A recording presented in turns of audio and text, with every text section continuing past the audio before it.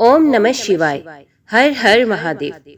सूत जी कहते हैं, द्विजवरों, अब मैं सेतु तीर्थ की यात्रा का क्रम बतलाता हूँ, जिसे सुनकर मनुष्य तत्काल सब पापों से मुक्त हो जाता है।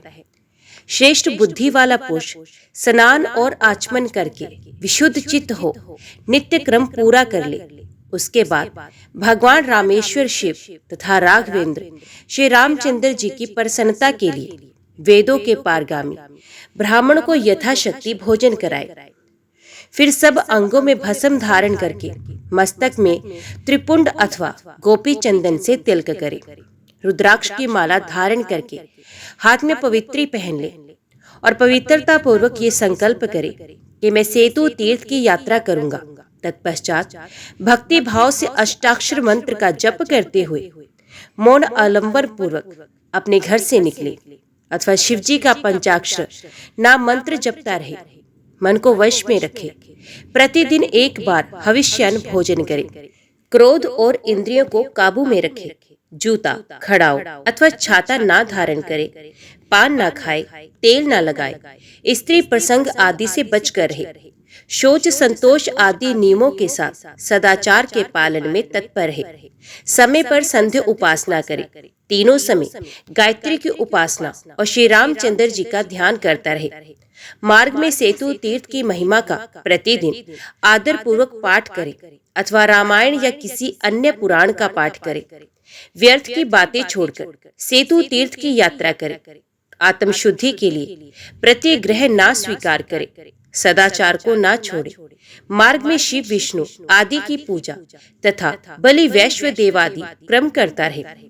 ब्रह्म यज्ञ आदि धर्म अग्निहोत्र क्रम तथा शक्ति के अनुसार अतिथियों को अन्न पान आदि का दान करे।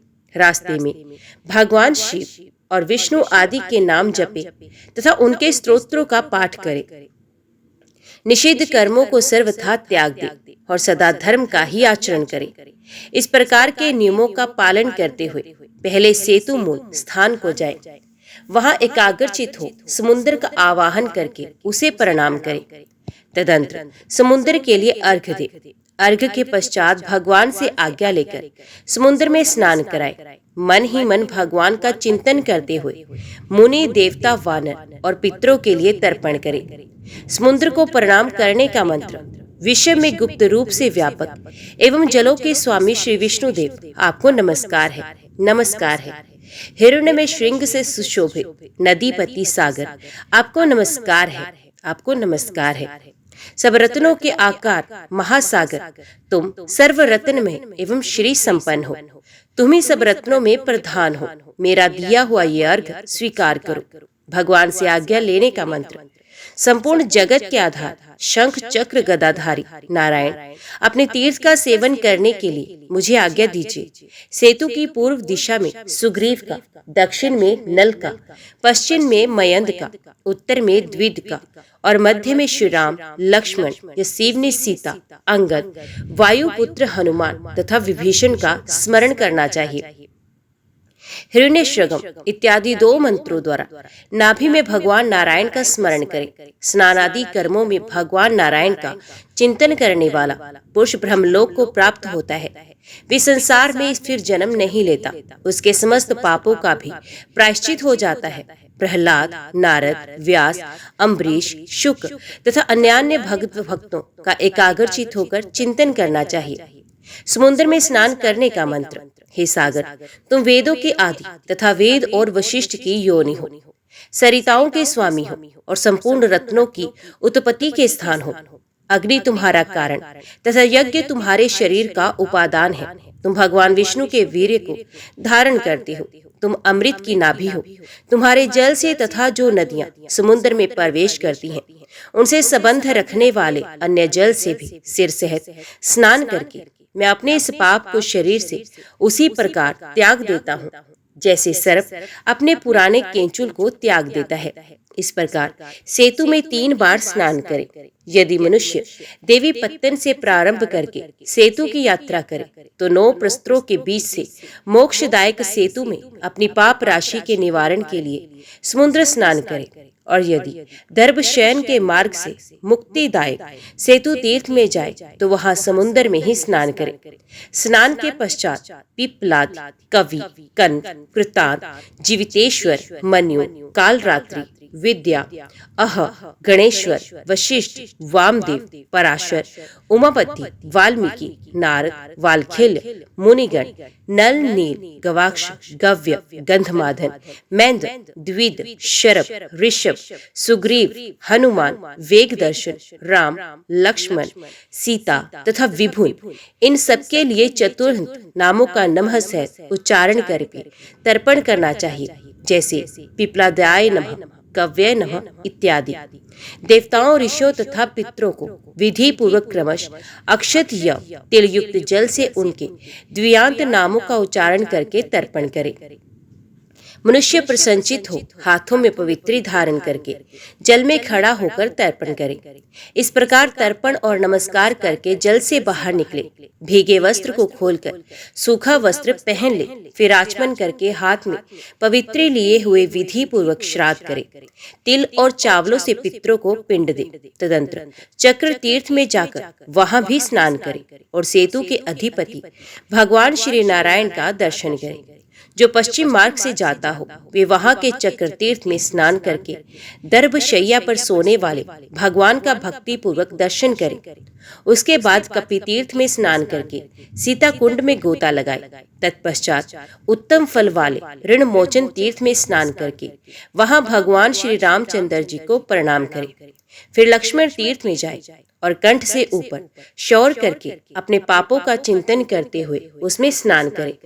इसके बाद राम तीर्थ में नहाकर देवालय में जाए। पुनः पाप विनाशन तीर्थ में नहाकर गंगा, यमुना, सावित्री, सरस्वती, गायत्री एवं हनुमत कुंड में स्नान करके ब्रह्मकुंड में जाकर विधि पूर्वक स्नान करे। ब्रह्मकुंड के बाद नागकुंड में जाकर स्नान करे।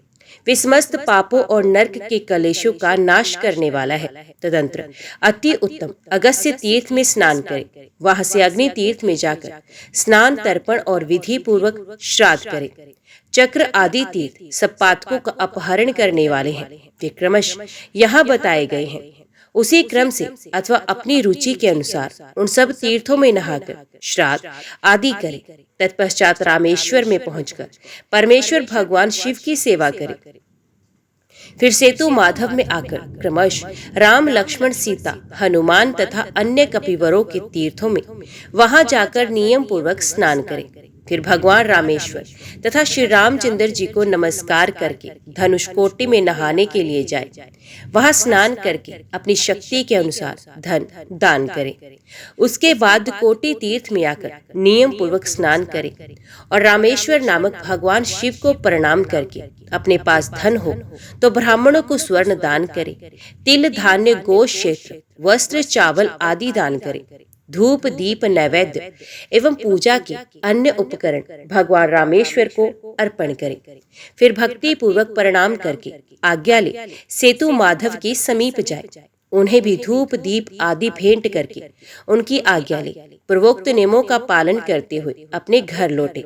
घर आने पर षड्रस भोजन के द्वारा ब्राह्मणों को तृप्त करे। इससे भगवान रामेश्वर प्रसन्न होकर उसे मनोवांछित वस्तु देती हैं। उसके लिए नरक का भय नहीं रहता और उसकी दरिद्रता का नाश हो जाता है। उस पुरुष की संतति बढ़ती है और शीघ्र ही संसार बंधन का नाश करके वे सायुज्य मोक्ष को प्राप्त होता है। जो यहाँ की यात्रा करने में असमर्थ हो वे श्रुति, स्मृति तथा आगम ग्रंथों में जो सेतु महात्म्य सूचक परम पुण्यमय ग्रंथ हो उसका पाठ कराए अथवा स्वयं भक्ति पूर्वक उसका पाठ करे। ऐसा करने से वे सेतु स्नान के पुण्य फल को निस्संदेह प्राप्त करता है। मनीषी पुरुषों ने ये सुविधा अंधे और पंगु मनुष्यों के लिए ही बताई है। विप्रवरों, इस प्रकार यहाँ सेतु तीर्थ की यात्रा का क्रम बताया गया।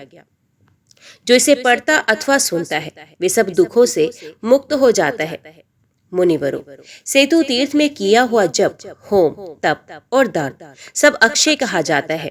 धनुषकोटि में स्नान करके भक्ति पूर्वक श्री रामेश्वर शिव का दर्शन करते हुए मनुष्य 3 दिन यहाँ निवास करे। यहाँ आदि षडक्षर ओम नमः शिवाय इस मंत्र का भक्ति पूर्वक 1008 बार जप करके मनुष्य भगवान शिव का सायुज्य प्राप्त करता है। इस सेतु तीर्थ की महिमा का वर्णन करने के उद्देश्य से श्रुति सनातन काल से विद्यमान है, जो माता के समान आदरणीय है। इसी प्रकार ये दूसरी श्रुति भी उसी विषय में है। श्रुति भी सेतु तीर्थ के वैभव का वर्णन करने वाली है। श्रुति सेतु का महात्म्य सूचित करती है। इन वैदिक श्रुतियों के अतिरिक्त इतिहास, पुराण और स्मृतियां भी एक स्वर से सेतु तीर्थ की महिमा का वर्णन करती हैं। चंद्र ग्रहण और सूर्य ग्रहण के अवसर पर सेतु तीर्थ में स्नान करने वाला मनुष्य तत्काल कोटि जन्मों के पापों का नाश कर देता है। विषुव योग, उत्तरायण या दक्षिणायन के प्रारंभ दिन, संक्रांति काल, सोमवार तथा अमावस्या एवं पूर्णिमा तिथि, इन सभी अवसरों पर सेतु तीर्थ का दर्शन करने मात्र से 7 जन्मों का पाप नष्ट हो जाता है। सूर्य नारायण के मकर राशि में स्थित होने पर सूर्य उदय काल में 3 दिन तक धनुष कोटि में स्नान करने से मनुष्य पापहीन हो जाता है। जो मनुष्य माघ मास में 15 दिनों तक धनुष कोटि में स्नान करता है, वे वैकुंठ धाम को पाता है। माघ मास में राम सेतु तीर्थ में 20 दिनों तक स्नान करने वाला मनुष्य भगवान शिव का सामीप्य प्राप्त करता है और उन्हीं के साथ आनंदित होता है, तथा 30 दिनों तक वहां स्नान करने वाला मनुष्य भगवान शिव का सायुज्य प्राप्त करता है। अतः माघ मास में जब सूर्य का किंचित मात्र उदय हुआ हो, उस समय मनुष्य राम सेतु में अवश्य स्नान करे। वे स्नान ब्रह्मत्या आदि पातकों का नाशक है। चंद्र ग्रहण, सूर्य ग्रहण तथा अर्ध उदय योग में धनुष कोटि तीर्थ में स्नान करना अत्यंत आवश्यक है। पूर्व काल में भगवान श्री रामचंद्र जी ने रावण का विनाश करने के लिए इस तीर्थ में स्नान किया था और उक्त योगों में स्नान का नियम बताया था। उस समय सिद्ध, चारण, गंधर्व, किन्नर, नाग, ब्रह्म ऋषि, देव ऋषि, राज ऋषि, पितृ समुदाय तथा ब्रह्मा आदि देव समुदाय भी धनुष कोटि तीर्थ का सेवन करते हैं। जो मनुष्य पुण्यमय राम सेतु का स्मरण करके जहाँ कहीं भी पोखरे आदि के जल में स्नान करता है, उसका किंचित मात्र भी पाप कभी शेष नहीं रहता। सेतु के मध्य में विद्यमान तीर्थों में मुट्ठी भर अन्न देने से विषम रोग और भ्रूण हत्या आदि पाप नष्ट हो जाते हैं। धनुषकोटि के दर्शन मात्र से मनुष्य अपने समस्त कुल को तार देता है। श्री रामचंद्र जी के धनुष की कोटि से ही रेखा में स्नान करने से करोड़ों पातकों का तत्काल नाश हो जाता है। जहाँ सीता जी अग्नि में समाई थी, उस कुंड में स्नान करने से सैकड़ों भ्रूण हत्याएं क्षण भर में नष्ट हो जाती हैं। जैसे श्री रामचंद्र जी हैं, वैसा ही सेतु तीर्थ है। जैसे विष्णु भगवान है, वैसे ही गंगा भी है। अथ हे गंगे, हे हरे, हे राम सेतु तीर्थ, ऐसा उच्चारण करता हुआ जहाँ कहीं तीर्थ के बाहर भी स्नान करता है, उससे वे परम गति को प्राप्त होता है। गंधमादन पर्वत पर सेतु में अर्धोदय योग की बेला में स्नान करके जो पितरों के उद्देश्य से सरसों भर भी पिंडदान देता है, उसके पितृ जब तक सूर्य और चंद्रमा स्थिर रहते हैं तब तक तृप्त रहते हैं। सेतु, पद्मनाभ, गोकर्ण और पुरुषोत्तम, इन तीर्थों में समुद्र के जल में किए जाने वाला स्नान सभी समयों में अभीष्ट है। शुक्र, मंगल, शनिश्चर के दिन संतान की इच्छा रखने वाला मनुष्य सेतु तीर्थ के सिवा और कहीं शार समुद्र में स्नान न करे। जिसकी पत्नी गर्भिणी हो, वे भी सेतु के सिवा अन्य स्थानों में समुद्र में स्नान ना करें। सेतु का स्नान सदैव उत्तम है। दिन, तिथि और नक्षत्र के नियम सेतु से भिन्न तीर्थों के लिए ही हैं।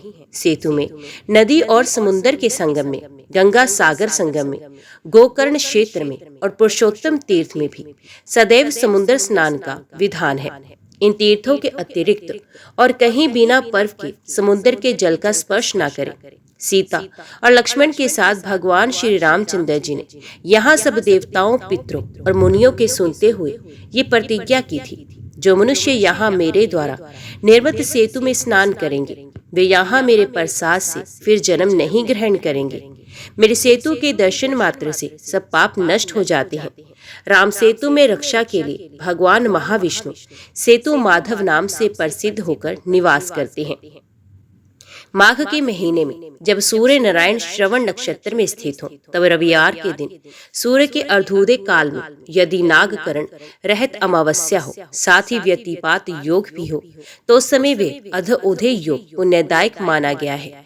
उस योग में सेतु तीर्थ में किया हुआ स्नान सायुज्य मुक्ति का कारण है। पूर्वोक्त योगों में से यदि एक एक भी मिल जाए तो वे स्नान, दान, जप और पूजन से मोक्षदायक होता है। फिर तिथि, वार, नक्षत्र, योग और संक्रांति, ये पांचों मिल जाएं, तब तो पुण्य के विषय में कहना ही क्या। नक्षत्रों में श्रवण, तिथियों में अमावस्या, योगों में व्यतिपात और दिनों में रविवार यहाँ के लिए श्रेष्ठ है। मकर राशि में सूर्य के स्थित होने पर यदि पूर्वोक्त चारों का योग हो, तो उस समय जो मनुष्य सेतु तीर्थ में स्नान करता है, वे मानव फिर कभी माता के गर्भ में नहीं जाता, अपितु सायुज्य मोक्ष को पा लेता है। इस प्रकार उक्त महोदय कारक काल पुण्य काल बताया गया है। इन पुण्य समयों में सेतु तीर्थ के भीतर दान का विधान है। जिस ब्राह्मण में सदाचार, तप, वेद, वेदांत, श्रवण, शिव विष्णु आदि की पूजा तथा पुराणार्थ प्रवचन की शक्ति हो, वेदान का उत्तम पात्र बताया गया है। यदि सेतु तीर्थ में सुपात्र ब्राह्मण मिल जाए तो उसी को दान देना चाहिए। फल को चाहने वाले पुरुषों के लिए उचित है कि वे अधम पात्र के लिए दान न दें। एक समय राजा दिलीप ने श्री वशिष्ठ जी से पूछा, पुरोहित जी, दान किसको देने चाहिए, ये यथार्थ रूप से बताएं। तो वशिष्ठ जी ने कहा, वैदिक आचार के पालन में लगा हुआ ब्राह्मण समस्त दान पात्रों में सर्वोत्तम है। वेद पुराणों के मंत्र, शिव विष्णु आदि का पूजन, वर्णाश्रम धर्मों का अनुष्ठान, ये सब जिसमें सदा विद्यमान हो तथा जो दरिद्र और कुटुंबी हो, वेदान का श्रेष्ठ पात्र कहलाता है। उसी सत्पात्र को दिया हुआ दान धर्म, अर्थ, काम और मोक्ष का साधक होता है।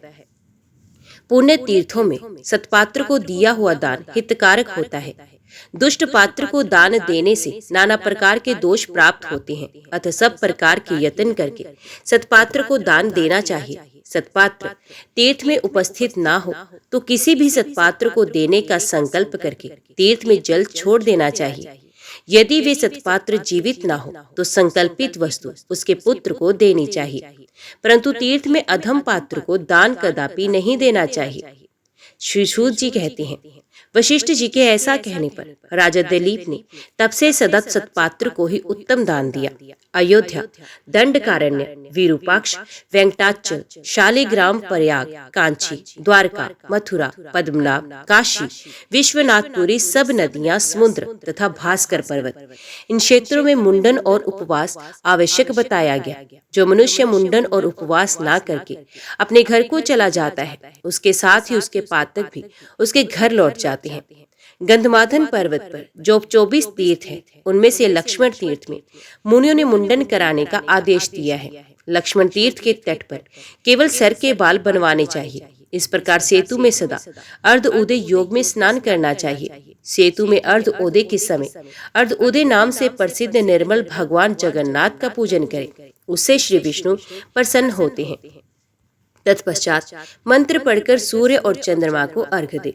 संपूर्ण जगत के स्वामी तेजो राशि दिवाकर आपको नमस्कार है। लक्ष्मी देवी के सहोदर सुधाकर स्वरूप भगवान चंद्रदेव आप अत्रि गोत्र में उत्पन्न हुए हैं, आपको नमस्कार है। ये अर्घ स्वीकार कीजिए। व्यतिपात योग के लिए अर्घदान का मंत्र, महापातकों का नाश करने वाली महायोगी व्यतिपात सहस्त्र बाहो सर्वात्मा आपको नमस्कार है। ये अर्घ ग्रहण करें। तिथि, वार, नक्षत्र के स्वामी को अर्घदान मंत्र। तिथि, नक्षत्र और दिनों के अधीश्वर, मास रूप और काल रूप परमेश्वर आपको नमस्कार है। ये अर्घ ग्रहण कीजिए। इस प्रकार पृथक पृथक मंत्रों से अर्धोदय काल में अर्घ्य देकर 14, 12, 8, 7, 6 अथवा 5 ब्राह्मणों को अपनी शक्ति के अनुसार अन्नपान आदि से पूजित करें। तत्पश्चात भगवान जगन्नाथ, चंद्रमा, सूर्य, व्यतिपात एवं भगवान विष्णु की इस प्रकार प्रार्थना करें। जगन्नाथ, केशव, श्रवण नक्षत्र वामन अवतार के समय आपके जन्म समय जन्म नक्षत्र रहा हो, इसमें मैंने याचकों को जो कुछ दिया है वे आपके लिए अक्षय हो। देवताओं को अमृत प्रदान करने वाले रोहिणी वल्लभ कलाशेष नक्षत्र अधिपति आपको नमस्कार है। दीनानाथ, जगन्नाथ, कालनाथ, कृपा निधान, सूर्यदेव, आपके युगल चरणार विंदों में मेरी अविचल भक्ति हो। चंद्रमा और सूर्य के पुत्र व्यतिपात आपको नमस्कार है। आपकी उपस्थिति में मैंने जो दान आदि क्रम किया है वे अक्षय हो। भगवान वासुदेव जनार्दन, आप याचकों के लिए कल्प वृक्ष हैं। मास, ऋतु, अयन और काल सबके स्वामी हैं। हरे, मेरे पापों को शांत कीजिए। इस प्रकार पूजन और प्रार्थना करके श्राद्ध आरंभ करें। अपनी रुचि के अनुसार हिरण्य श्राद्ध, आम श्राद्ध अथवा पाक श्राद्ध करें। उसके बाद पार्वन श्राद्ध भी करें। स्नान काल में सेतु सेतु इस नाम का उच्च स्वर से उच्चारण करने पर मनुष्यों के करोड़ों पातक तत्काल नष्ट हो जाते हैं और वे भगवान विष्णु के परम पद को प्राप्त होते हैं। राम सेतु, धनुष कोटि, राम, सीता और लक्ष्मण, रामेश्वर, हनुमान, सुग्रीव आदि वानर, विभीषण, नारद, विश्वामित्र, अगस्त्य, वशिष्ठ, वामदेव, जाबाली तथा कश्यप, इन सबका स्नान काल में चिंतन करने वाला राम भक्त या अन्य पुरुष सब दुखों से छूट जाता है और परम पद को प्राप्त होता है। सत्य क्षेत्र, हरि क्षेत्र, कृष्ण क्षेत्र, नैमिष क्षेत्र, शालिग्राम तीर्थ, बद्रिका आश्रम, कालहस्ती, वृषाचल, शेषाद्रि, चित्रकूट, लक्ष्मी क्षेत्र, कुरंग क्षेत्र, कांची, कुंभकोण, मोहिनीपुर, इंद्राचल, श्वेताचल, पुण्यमय महास्थल पद्मनाभ, फुल्लग्राम, घटिकाद्रि, साक्षेत्र, हरिस्थल, श्रीनिवास क्षेत्र, भक्तनाथ महास्थल, अलिंद नामक महाक्षेत्र, शुक क्षेत्र, वारुण क्षेत्र, मथुरा, श्री गोष्ठी, पुरुषोत्तम, श्रीरंग क्षेत्र, पुंडरीकाक्ष तथा अन्य वैष्णव स्थलों में स्नान करने से जो पाप नष्ट होते हैं वे सब केवल सेतु तीर्थ में स्नान करने से निश्चय ही नष्ट हो जाते हैं। जो प्रातः काल जलाशय में जाकर स्नान और आचमन करके शुद्ध चित्त हो प्रसन्न मन से संध्योपासना पूर्वक वेद माता गायत्री की उपासना नहीं करता, अथवा जो पाप से दूषित अंतकरण वाले मनुष्य आलस्य छोड़कर साय, प्रातः एवं मध्याह्न काल की संध्या नहीं करते, ब्रह्म यज्ञ बलि वैश्य देव और दोपहर के समय अतिथि पूजा से मुंह मोड़ते हैं, इसी प्रकार जो सायंकाल में भी अतिथियों के उनकी इच्छा के अनुरूप सत्कार नहीं करते, उन सब के उन कर्मों के त्याग से होने वाले समस्त पाप धनुष कोटि में स्नान करने से नष्ट हो जाते हैं। जो मनुष्य मध्याह्न काल में सन्यासियों को भिक्षा नहीं देते, जो कुत्सित बुद्धि वाले विप्र अपने पढ़े हुए तीनों वेदों को भूल जाते हैं अथवा वेद और वेदांगों का अध्ययन नहीं करते, प्रत्येक वर्ष में माता पिता का श्राद्ध नहीं करते, तथा जो लोभवश महालय श्राद्ध, नित्य श्राद्ध, अष्टाका श्राद्ध और अन्य नैमित्तिक श्राद्धों से जी चुराते हैं, उनके भी पातक धनुष कोटि में नहाने से दूर हो जाते हैं। कोई दुराचारी रहा हो अथवा उत्तम आचरण वाला हो, यदि वे धनुष कोटि तीर्थ का सेवन करता है तो उसके संसार बंधन का नाश और पुनर्जन्म का अभाव हो जाता है। जो संसार समुद्र से पार होना चाहता हो उसे शीघ्र ही श्री रामचंद्र जी के धनुष कोटि में जाना चाहिए। मुनीश्वरों, तुम भी मुक्ति की सिद्धि के लिए श्री रामचंद्र जी की धनुष कोटि में जाओ। विप्रवरों, इस प्रकार तुमसे मैंने सेतु तीर्थ के उत्तम महात्म्य का वर्णन किया। जो मनुष्य एकाग्रचित होकर इस पवित्र महात्म्य को पढ़ता अथवा सुनता है वे अग्निष्टोम आदि यज्ञों का पूर्ण फल पाता है। जो इसका 2 बार पाठ या श्रवण करता है वे श्रेष्ठ विमान पर आरूढ़ हो भगवान शिव के समीप जाता है। जो 3 बार एकाग्रचित से इसका पाठ या श्रवण करता है यह शिव जी को प्रसन्न करके उनका सारूप्य पा लेता है। जो बार बार इस उत्तम महात्म्य को पढ़ता अथवा सुनता है वे गिरजापति महादेव जी का सायुज्य प्राप्त करता है।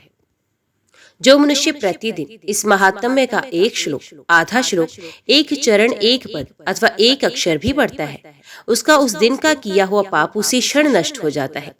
सेतु के मध्य में विद्यमान अन्य तीर्थों में स्नान करने से जो फल होता है वे इस महात्म्य के पढ़ने और सुनने से प्राप्त होता है। जिसके घर में ये महात्म्य हस्तलिखित पुस्तक के रूप में विद्यमान है वहां भूत वेताल आदि से भय नहीं होता, शनेश्वर, मंगल आदि क्रूर ग्रहों की पीड़ा भी नहीं रहती। ये पवित्र एवं उत्तम महात्म्य जिसके घर में विद्यमान हो उसके घर को राम सेतु तीर्थ जानना चाहिए। इस पुण्यदायक महात्म्य को मठ अथवा देवालय में पढ़ना चाहिए।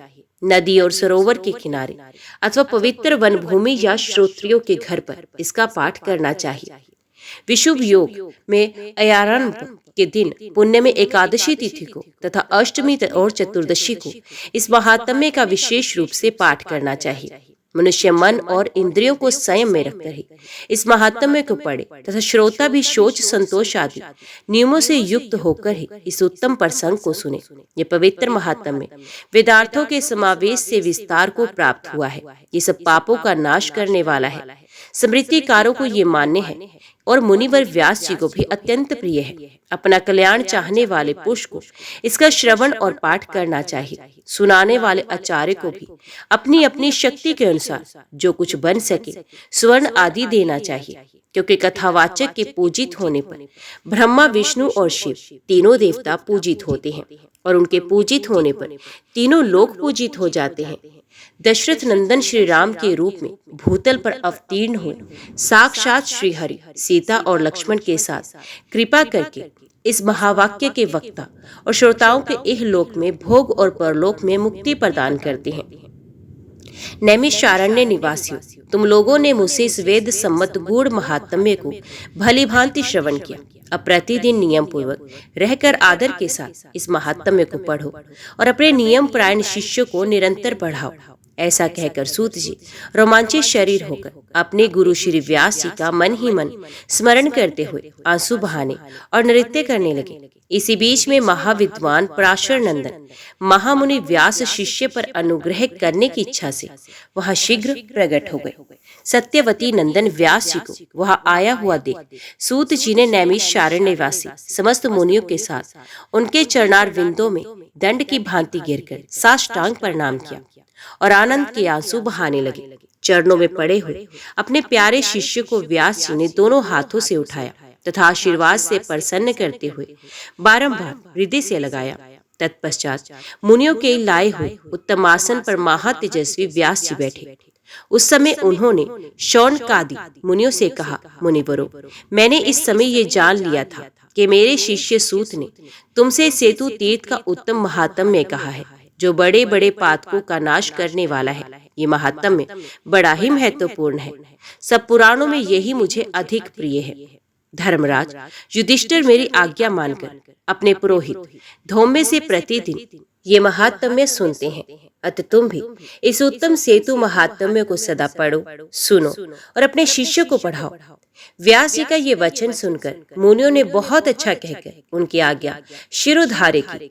तदंतर व्यास जी ने भी अपने शिष्य सूत जी को साथ ले मुनियों से पूछकर कैलाश पर्वत को चले गए। जिन भगवान का नाम तीनों लोकों में संसार समुद्र से पार होने के लिए नौका रूप है, जिनसे उत्पन्न और पालित होकर ये संपूर्ण संसार सदैव शोभा पाता है, जो चैतन्य घन स्वरूप एवं परमाण से परे हैं, वेदांत शास्त्र के द्वारा जानने के योग्य और सर्वत्र व्यापक हैं, उन सहज प्रकाश रूप निर्मल परमात्मा श्री रामचंद्र जी को मैं प्रणाम करता हूँ। स्त्री पुत्र धन परिजन भाई बंधु प्रिय सुहृद माता पिता भ्राता श्वशुर कुल के लोग भृत्य वर्ग ऐश्वर्य धन विद्या रूप उज्ज्वल भवन जवानी और युवतियों का समुदाय, ये सभी मृत्यु लोक में व्यर्थ सिद्ध होते हैं। उस समय एकमात्र धर्म ही सहायक होता है। एक समय सूत जी को आते हुए देख नैमिषारण्य निवासी शौनक आदि महर्षियों ने बड़े हर्ष से जाकर उन्हें सब ओर से घेर लिया। फिर जब वे सभी तपस्वी महात्मा लोग बैठ गए, तब उनके बताए हुए आसन पर लोमहर्षण कुमार सूत जी भी नियम पूर्वक विराजमान हुए। तब उन ऋषियों ने सूत जी से कहा, मुने, आप पापों का नाश करने वाली कोई पुण्यमयी कथा कहिए। सूत जी बोले, मैं श्री सरस्वती जी, गणेश जी के तथा संपूर्ण देवताओं के युगल चरणार विंदों को नमस्कार करके और सबके नियंता धर्म स्वरूप परमेश्वर के चरणों में मस्तक झुकाकर उन सबके प्रसाद से तीर्थों के उत्तम फल का वर्णन करता हूँ। एक समय की बात है, सत्यवती नंदन व्यास जी राजा युधिष्ठिर के दरबार में आए। उनके आने का समाचार सुनकर सबको बड़ा हर्ष हुआ। भीमसेन आदि सब भाई धर्मराज युधिष्ठिर के साथ उठकर खड़े हो गए। तदंतर युधिष्ठिर ने सामने जाकर भाइयों सहित उन्हें साष्टांग प्रणाम किया और विधि पूर्वक उनकी पूजा करके उन्हें सिंहासन पर बिठाकर उनका कुशल मंगल पूछा। तब धर्मज्ञ व्यास जी ने उनसे पवित्र एवं दिव्य कथा सुनाई। कथा के अंत में राजा युधिष्ठिर ने मुनिश्रेष्ठ व्यास से इस प्रकार कहा, ब्राह्मण, आपके प्रसाद से मैंने बहुत सी उत्तम कथाएं सुनी हैं। इस समय मैं धर्मान्य के उत्तम महात्म्य की कथा सुनना चाहता हूँ। व्यास जी ने कहा, राजन, धर्मान्य अनेक प्रकार के वृक्षों से युक्त तथा भांति भांति के लताओं और गुल्मों से सुशोभित है। ये सदैव पुण्यदायक है तथा निरंतर फलों से भरा रहता है। वहाँ किसी का किसी से भी वैर नहीं होता। धर्मान्य सर्वथा निर्भय स्थान है। वहाँ गो और व्याघ्र, चूहे और बिलाव साथ साथ क्रीड़ा करते हैं। मेढक सांप के साथ खेलते हैं। मनुष्य राक्षसों के साथ विहार करते हैं। धर्मान्य महानंद में दिव्य एवं पावन से भी पावन है। स्वर्ग में देवता लोग धर्मान्य निवासियों की प्रशंसा करते हैं। युधिष्ठिर ने पूछा, मुनि, देवताओं ने उस क्षेत्र का नाम धर्मान्य कब रखा? व्यास जी बोले, राजन, एक समय धर्मराज ने बड़ी कठिन तपस्या की। तपस्या में लगे हुए धर्मराज को देखकर ब्रह्मा और इंद्र आदि सब देवता कैलाश पर्वत पर गए। वहां भगवान शंकर भगवती उमा देवी के साथ पारिजात वृक्ष की छाया में बैठे थे। उनके पास पहुंचकर ब्रह्मा जी ने इस प्रकार स्तवन किया, नीलकंठ, आपके अनंत रूप है, आपको बारंबार नमस्कार है। आपके स्वरूप का यथावत ज्ञान किसी को नहीं है। आप कैवल्य एवं अमृत स्वरूप है, आपको नमस्कार है। देवता जिसका अंत नहीं जानते, उन भगवान शिव को नमस्कार है, नमस्कार है।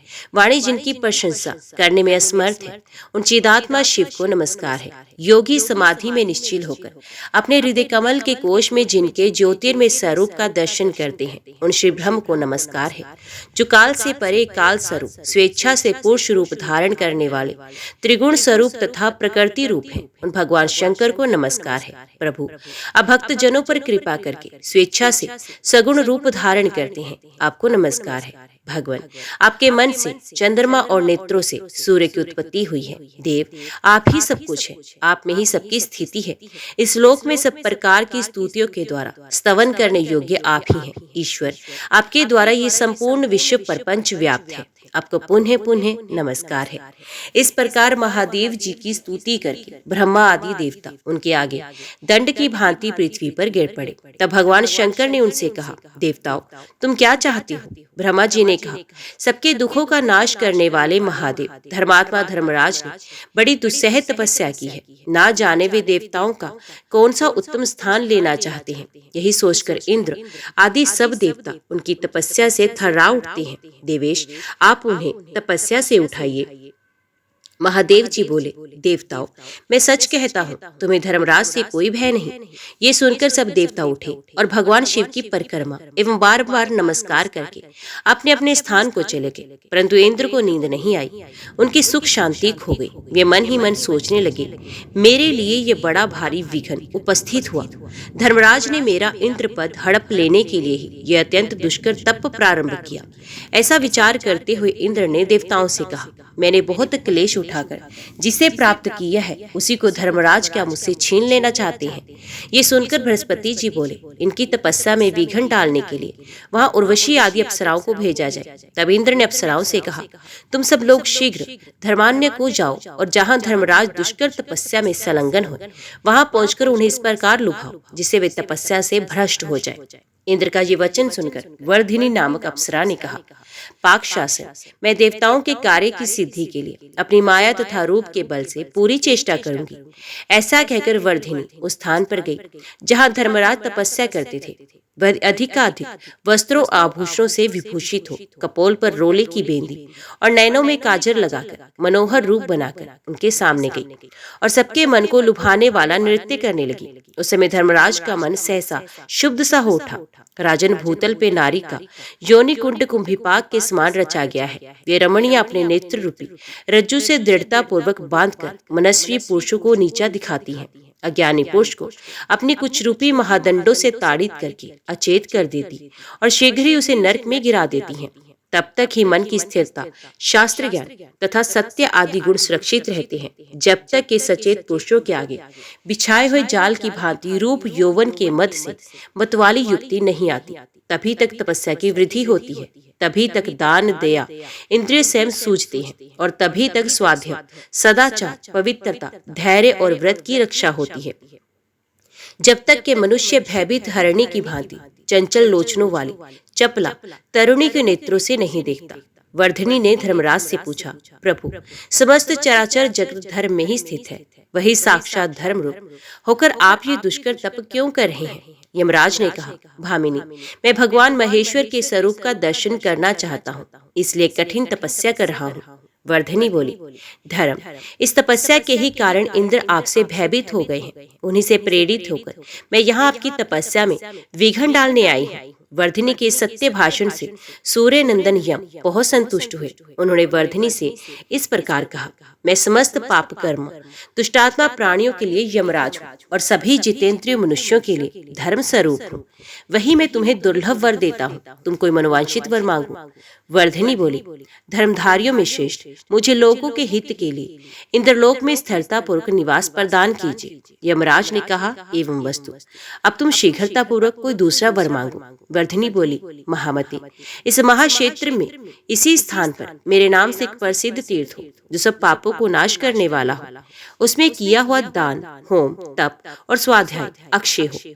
तथास्तु कहकर भगवान धर्मराज चुप हो गए। तब वर्धिनी ने उनकी 3 बार परिक्रमा करके मस्तक नवाकर स्वर्गलोक को प्रस्थान किया। वहां जाकर वे देवराज इंद्र से इस प्रकार बोली, देवेश, अब सूर्य नंदन यम से भय न कीजिए, वे यश के लिए तपस्या कर रहे हैं। इतना कहकर वे इंद्र को प्रणाम करके अपने स्थान को चले गए। तदंतर धर्मराज विधि पूर्वक तपस्या में स्थित हो गए। उनकी घोर तपस्या देखकर देवताओं की प्रार्थना से भगवान शंकर वृषभ पर आरूढ़ हो अस्त्र शस्त्र एवं सुंदर कवच धारण करके उस स्थान को गए जहां धर्मराज तपस्या में स्थित थे। वहां पहुंचकर महादेव जी बोले, धर्म, तुम्हारी इस तपस्या से मेरा चित्त बहुत संतुष्ट है, तुम कोई वर मांगो, वर मांगो, वर मांगो। इस प्रकार संभाषण करते हुए भगवान महेश्वर को देखकर धर्मराज बॉम्बे से बाहर उठकर खड़े हो गए और दोनों हाथ जोड़कर शुद्ध वचनों द्वारा उन्होंने लोकनाथ शिव का इस प्रकार स्तवन किया, भगवान, आप सब पर शासन करने वाले ईश्वर हैं, आपको नमस्कार है। योग रूपी आप परमेश्वर को नमस्कार है। नीलकंठ, आपका स्वरूप तेजोमय है, आपको नमस्कार है, आपको नमस्कार है। ध्यान करने वाले मनुष्य आपके स्वरूप का जिस प्रकार चिंतन करते हैं, उसके अनुरूप ही विग्रह धारण करके आप प्रकट होते हैं, आपको नमस्कार है। केवल भक्ति भाव से प्राप्त होने वाले आप प्रभु को नमस्कार है। ब्रह्मा जी के रूप में आपको नमस्कार है। विष्णु रूपधारी प्रभु, आपको नमस्कार है। आप ही स्थूल और सूक्ष्म जगत हैं, आपको नमस्कार है। अणु रूपधारी आपको नमस्कार है। काम रूप में प्रकट हुए अथवा इच्छानुसार रूप धारण करने वाले आपको नमस्कार है। आप ही सृष्टि, पालन और संहार करने वाले हैं, आपको नमस्कार है। आप नित्य, सौम्य, सुख स्वरूप एवं श्रीहरि हैं, आपको बारंबार नमस्कार है। आप ही सब ओर से तपाने वाले सूर्य तथा शीतल किरणों वाले चंद्रमा है, आपको नमस्कार है, नमस्कार है। सृष्टि स्वरूप आपको नमस्कार है। लोकपाल, आपको नमस्कार है। आप रुद्र भीम एवं शांत स्वरूप है, आपको नमस्कार है। आपके रूप अनंत हैं, आप संपूर्ण विश्व रूप हैं, आपको नमस्कार है। चंद्रशेखर, आपके सब अंगों में भस्म लगा हुआ है, आपको नमस्कार है, नमस्कार है। आपके 5 मुख एवं 3 नेत्र हैं, आपको बारंबार नमस्कार है। सर्प आपके आभूषण है तथा आप दिशाओं को ही वस्त्र के रूप में धारण करते हैं। आप अंधकासुर का विनाश करने वाले, दक्ष के पाप को हर लेने वाले हैं, आपको नमस्कार है। त्रिपुरारी, आपने कामदेव को भस्म किया, आपको नमस्कार है। मेरे द्वारा कहे हुए इन 40 नामों का जो पाठ करे और पवित्र होकर तीनों काल इसको पढ़े अथवा सुने, वे सब पापों से छूट कर कैलाश धाम को जाए। इस प्रकार धर्मराज ने प्रणाम करके जब बड़ी भक्ति से भगवान शिव का स्तवन किया, तब शिवजी ने ये कहा, महाभाग, तुम्हारे मन में जो कोई अभिलाषा हो उसके अनुसार कोई वर मांगो। यमराज ने कहा, देव शंकर, यदि मुझे आप मनोवांछित वर देते हैं तो इस महाक्षेत्र में आप मेरे नाम से प्रसिद्ध होकर निवास कीजिए। ये स्थान धर्मान्य के नाम से तीनों लोकों में प्रसिद्धि प्राप्त करे। महादेव जी बोले, धर्मराज, ये स्थान प्रत्येक युग में सदा धर्मान्य के नाम से विख्यात होगा। तुम्हारे मन में और भी कोई इच्छा हो तो बताओ, उसे भी पूर्ण करूंगा। धर्मराज ने कहा, भगवान, 2 योजन विस्तार वाला ये उत्तम स्थान मेरे नाम से प्रसिद्ध तीर्थ हो। ये समस्त देहधारियों के लिए पावन एवं सनातन मोक्ष स्थान हो। महादेव जी बोले, एवं वस्तु, एक अंश से इस तीर्थ में मेरी भी स्थिति होगी। तुम्हारे इस निर्मल स्थान को मैं कभी नहीं छोड़ूंगा। यहाँ मेरे नाम से विश्वेश्वर नामक महालिंग प्रकट होगा। ऐसा कहकर महादेव जी वहीं अंतर ध्यान हो गए। तत्पश्चात वहां एक अद्भुत लिंग प्रकट हुआ, धर्म के द्वारा स्थापित किया हुआ। वे लिंग धर्मेश्वर के नाम से प्रसिद्ध हुआ। उसका स्मरण और पूजन करने से मनुष्य सब पापों से मुक्त हो जाता है। धर्मराज ने वहीं पर एक धर्मवापी का निर्माण किया जो बड़ी मनोरम है। उसमें स्नान और जलपान करके मनुष्य सब पापों से मुक्त हो जाता है।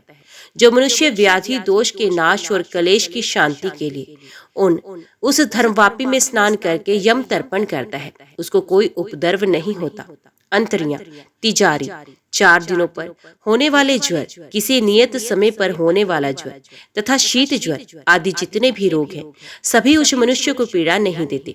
जो मानव उस परम पुण्यमय धर्मवापी में स्नान करके शमी के पत्ते के बराबर भी पिंडदान करते हैं, वे गर्भवास को नहीं प्राप्त होता तथा महाभयंकर कुंभीपाक, रौरव एवं अंधता, मिस्र आदि नरक से भी छुटकारा पाता है। धर्मवापी में तर्पण करने से बहर्षित, अग्निश्वात, आजपेय और सौम्य नाम वाले पितृ उत्तम तृप्ति को प्राप्त होते हैं। जो माया से मोहित होकर इस क्षेत्र में अत्यंत दूषित परिस्त्री गमन तथा स्वर्ण की चोरी आदि पाप करते हैं, वे सभी नरक में पड़ते हैं। दूसरे क्षेत्र में किया हुआ पाप धर्मान्य में नष्ट होता है, किंतु धर्मान्य में किया हुआ पाप वज्रलेप होता है। पुण्य पाप या जो कुछ भी शुभाशुभ कर्म होता है, वे सब 100 वर्ष तक यहाँ नित्य बढ़ता रहता है। मन में कामना रखने वालों के लिए ये पवित्र तीर्थ कामदायक है, योगियों के लिए मुक्तिदायक है तथा सिद्धों के लिए सदैव सिद्धिदायक बताया गया है। ओम नमः शिवाय। हर हर महादेव। आज की वीडियो में इतना ही। उम्मीद करती हूँ वीडियो आपको पसंद आई होगी। वीडियो पसंद आई हो तो वीडियो को लाइक और चैनल को सब्सक्राइब जरूर कीजिएगा।